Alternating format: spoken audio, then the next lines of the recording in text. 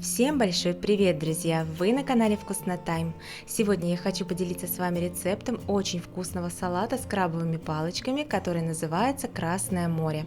Уверена, многие из вас прекрасно знают этот салат, кто-то знает, но возможно забыл про него, а для кого-то он окажется в новинку.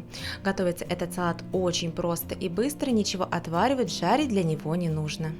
Итак, для приготовления этого салата нам понадобится одна упаковка крабовых палочек, это примерно 220 грамм, 150 грамм любого сыра, красный сладкий перец, у меня половинка, но можно взять и целый, 2 помидора, 1-2 зубчика чеснока, пол чайной ложки соли, пол чайной ложки черного молотого перца. Для заправки можно использовать домашний майонез или сметану, смешанную с горчицей. Все ингредиенты, за исключением чеснока, нужно нарезать соломкой. Крабовые палочки я разрезаю сначала пополам, затем еще раз пополам, как бы по ширине, и затем вдоль нарезаю вот на такую соломку. Также потом можно разобрать ее руками. Нарезанные крабовые палочки отправляем в салатник.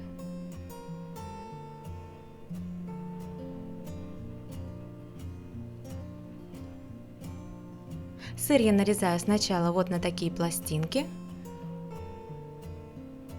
а затем все эти пластинки также на соломку.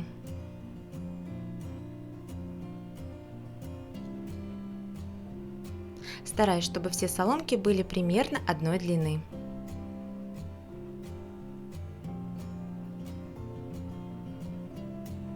Нарезанный сыр также отправляем в салатник. Половинку перца также нарезаем соломкой.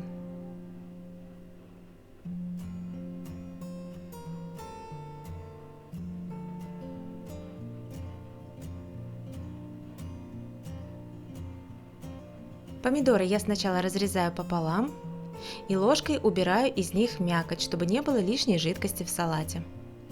Эту мякоть можно, например, заморозить и добавить потом в суп или в рагу.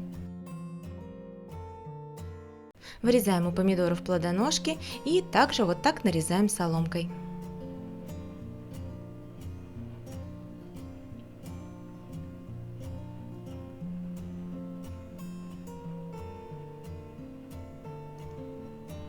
Также отправляем все в салатник. Теперь выдавливаем чеснок. У меня здесь 2 зубчика. Теперь добавляем соль, черный молотый перец, домашний майонез и все хорошо перемешиваем.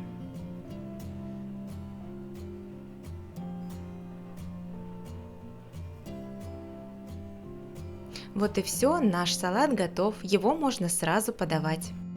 Себестоимость такого салата у меня составила 190 рублей. Салат получается очень вкусный, очень сочный, с пикантной остринкой благодаря чесноку. В общем, если вы такой салат не готовили, обязательно попробуйте приготовить, я уверена, вкус вас очень удивит. Ну на этом сегодня все, я как всегда желаю вам успехов на кухне и приятного аппетита. Обязательно подписывайтесь на мой канал, чтобы не пропускать новые видео, а также добавляйтесь в друзья в Одноклассниках и в Фейсбуке.